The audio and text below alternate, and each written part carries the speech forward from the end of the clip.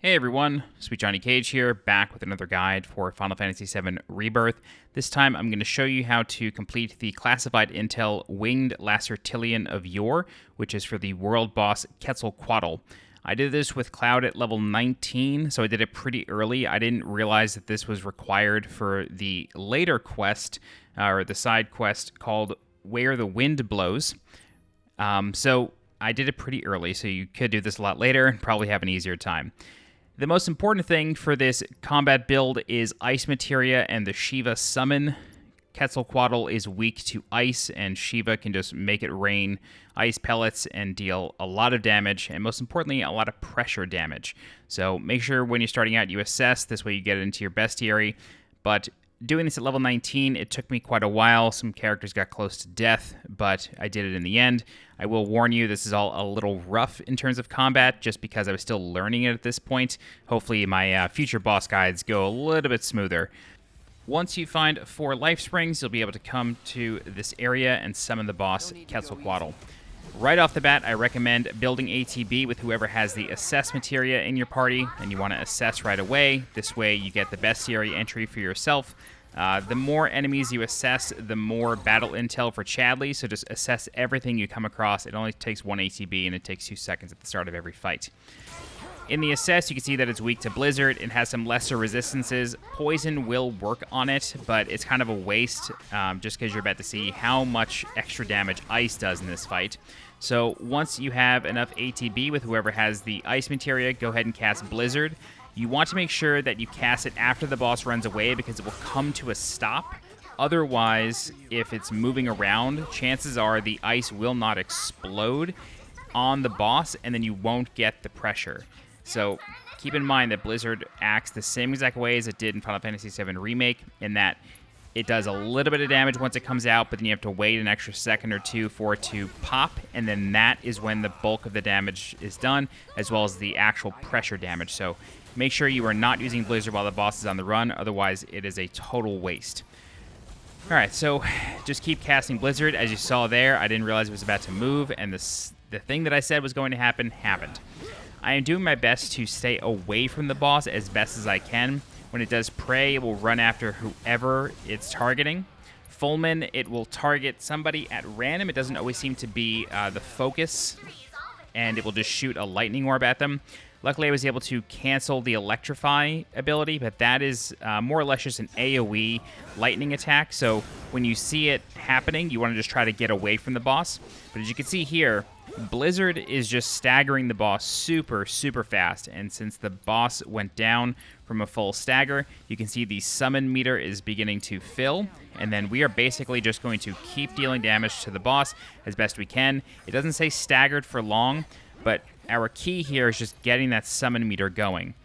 We're switching back over to Aerith because she does have Cure. I do have the level 2 Cure Materia. I got that from one of Chadley's VR missions, so just be on the lookout for that. It's incredibly powerful early on. It does cost quite a bit of MP at this stage of the game to use Cura, but it's well worth it. Headlong Charge is basically the same thing as a couple of other attacks. It just targets somebody and runs after them. Vortex Sweep is a really good opportunity for Cloud to go into Punisher mode and then block and get the counter attacks. You have to be kind of quick with it because the boss will use the ability like 2 seconds or less after it says Vortex Sweep above it, so you got to be really, really quick with it. All right, so if you haven't used a summon before, either in this game or Final Fantasy VII Remake, it acts the same in both games. So basically what you want to do is build ATB with any character. It does not matter which character you're building ATB with. It doesn't have to be the person who summoned the boss. It just has to be anybody with ATB. You want to build that ATB, and then under everyone's ATB attack list, there will be summon abilities. For Shiva, there are a couple of different abilities. There is one that just shoots ice pellets rapid fire, and then there is another one called Icicle Impact. Icicle Impact has a bit of a delay. The summon will go up to the boss and then use the ability, but there is a chance that the boss could run away from that, so I don't always recommend doing that unless you're able to time it pretty precisely. Otherwise, you just want to use the other ability, and you're much better off. It really is just there to build pressure, you're not going to be dealing a ton of damage to the boss with Shiva, not until she does her ultimate attack, Diamond Dust, at the end.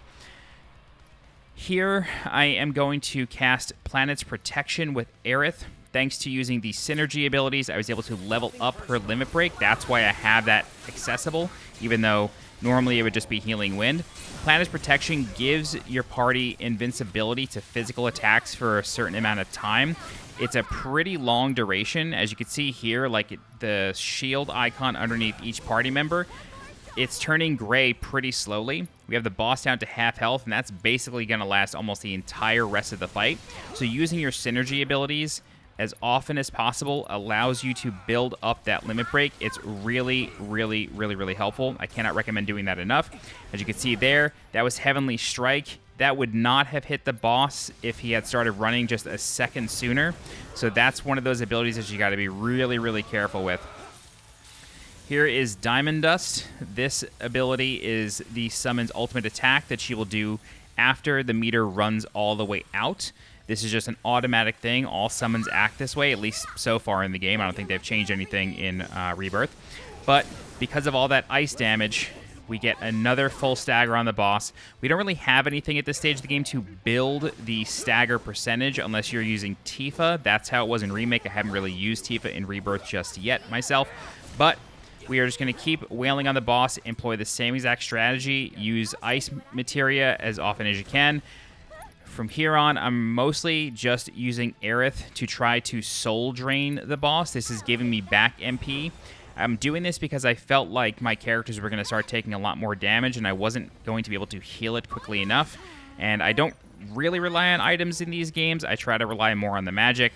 I was hoping that Soul Drain would reward more than a couple of MP at a time, because I was trying to get a Cura off. In reality, what I really should have just done is just used potions or just level 1 cure. That would have been a lot better. Use any limit breaks you have on the boss. You should have built at least one up by now. I've noticed that Cloud's cross-slash limit break builds up pretty quickly. It could just be because I use him the most. I'm going to end this fight with Firework Blade, which is a synergy ability between Cloud and Aerith. I was mostly just trying to do a lot of range damage while Barret was tanking over there.